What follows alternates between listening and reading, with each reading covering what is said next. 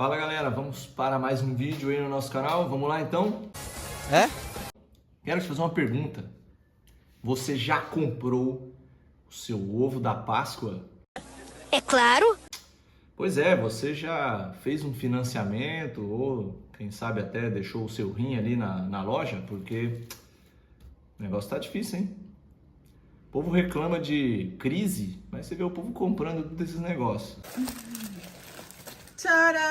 Nossa, fininho, hein? Gente, olha isso. Cada vez que passa, tá mais caro, né não? Realmente. O negócio é complicado. Mas uma pergunta simples para você. O que tem a ver coelho com ovo e com a Páscoa?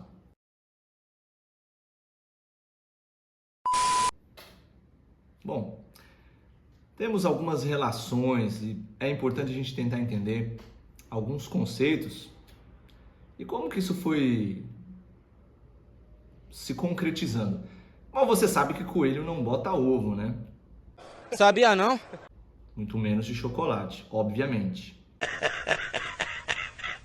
Bom, a gente vai buscando na história e existem várias teorias a respeito da origem do coelho da Páscoa.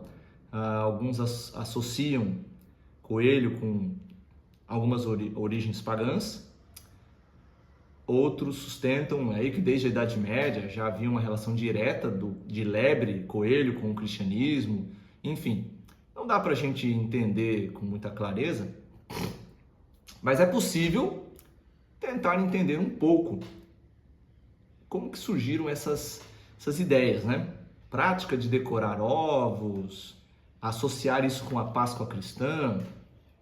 Bom, são muitas teorias.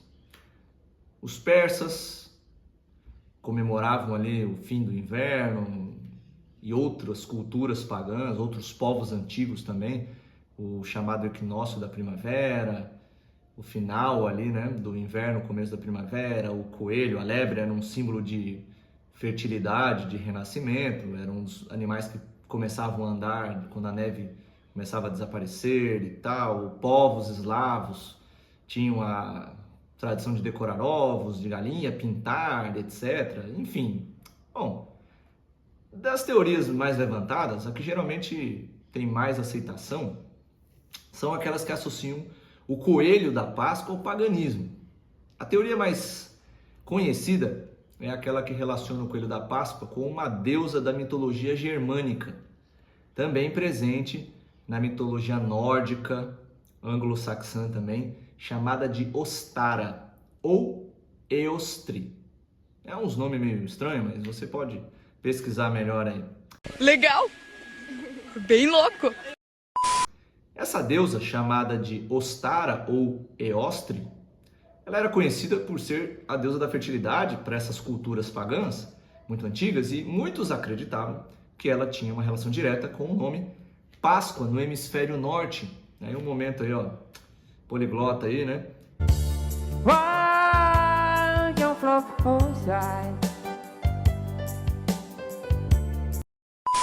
Você sabe que em inglês Páscoa significa, é chamada, né, em inglês de Easter, ou do alemão Ostern. A relação de Ostara com o coelho da Páscoa, né, no alemão, inclusive, coelho da Páscoa é Osterhase. Você tá falando sério? Bem complicadinho aqui. E reforça essa relação com o próprio nome da deusa, no caso. E essas teorias remontam a uma história de que a deusa Ostara, ela teve algumas atitudes de transformar, por exemplo, numa situação, um pássaro em um coelho, para divertir algumas crianças. E o pássaro não ficou contente e queria voltar a ser um pássaro, né? Não estava contente sendo um coelho.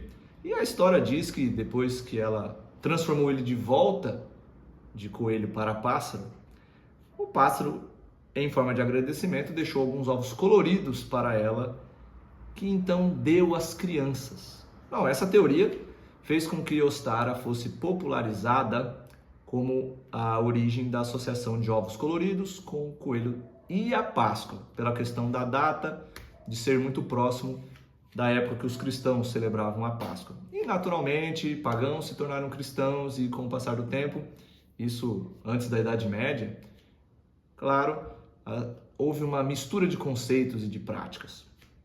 Bom, você tem os cristãos associando a figura da lebre, do coelho, a questão de pureza. Você tem, por exemplo, em igrejas medievais na Inglaterra, várias cruzes que tinham um círculo de 3 lebres interligados pela orelha. Você tem até pinturas aí da Idade Média retratando a Virgem Maria tendo um coelho junto dela, simbolizando aí pureza. Enfim, você tem todas essas ideias, né, misturadas com o passar dos séculos, mas a primeira menção a um coelho trazendo ovos da Páscoa remonta a um texto germânico do século XVI. E tem outras menções aí que se fazem a coelhos e a Páscoa, e isso já numa época onde você tinha, por exemplo, o surgimento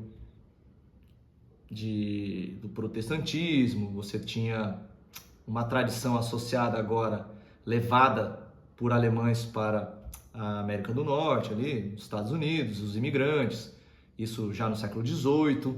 Também isso foi se popularizando e o chocolate acabou entrando também ali no século XVIII com os franceses. Muitos confeiteiros franceses foram experimentando, né, criar ovos de chocolate. Os ovos de galinha, que eram pintados e decorados, eles foram lentamente, então, sendo substituídos por ovos de chocolate. Mas, bom, não é isso que a gente... não é essa a nossa ênfase. Nós queremos falar de forma mais clara sobre a Páscoa cristã. Você sabe que Páscoa ela tem origem em uma festa de origem hebraica, que é a Peshá. E a Páscoa, para os judeus, era uma celebração da libertação do Egito. E a própria palavra Páscoa no hebraico, Peshá, significa passagem, não é? O anjo passou sobre as casas dos filhos de Israel que estavam com os umbrais das portas marcado com o sangue do cordeiro que a família sacrificou e o celebrou numa janta, né? Eles tinham que pegar o cordeiro, não, um coelho, lógico, né? Não, nada a ver, irmão. Os israelitas tinham que matar aquele cordeiro, preparar a refeição, marcar os umbrais da porta com o sangue dele, que era um símbolo, um sinal de salvação, para que o primogênito da família fosse protegido. Eles tinham que comer a carne do cordeiro.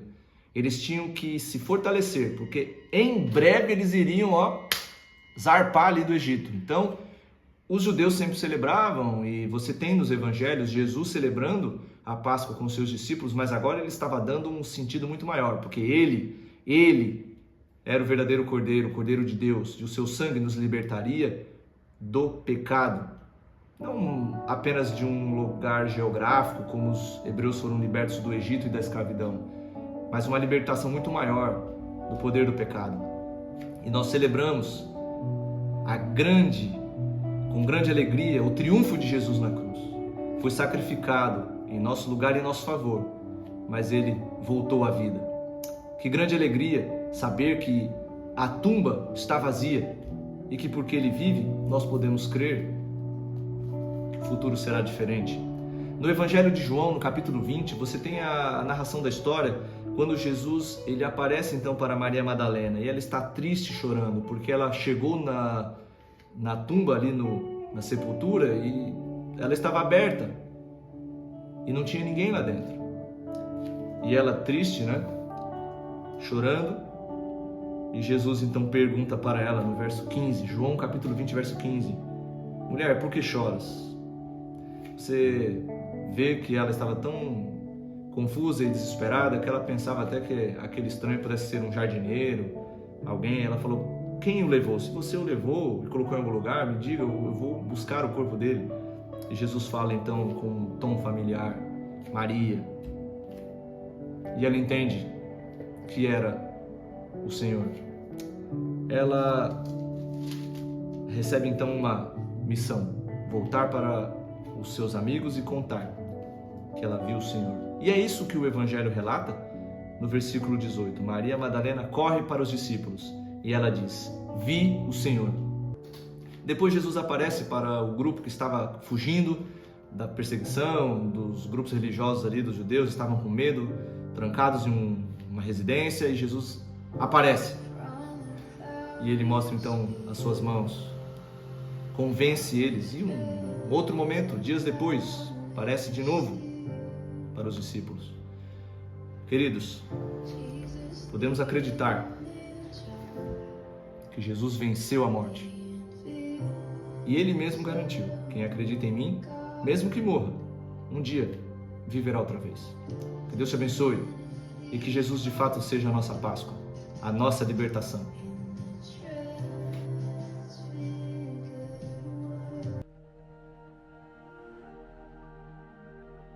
Era desprezado e o mais rejeitado entre os homens.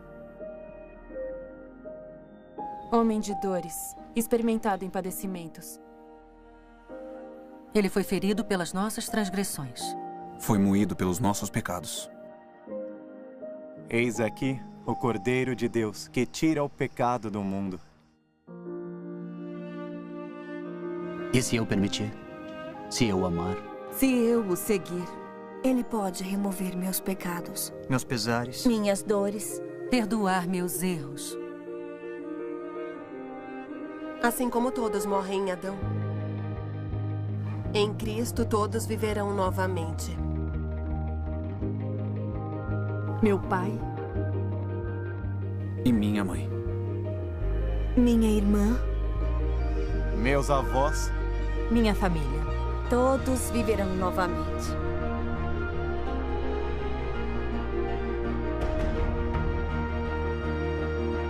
Em Jesus Cristo, encontrei vida nova. Eu encontrei vida nova. Em Jesus Cristo, encontrei vida nova. Aleluia. Aleluia. Aleluia. Rei dos reis. Senhor dos senhores, o melhor amigo. E Ele reinará para sempre. E ele reinará para todo sempre.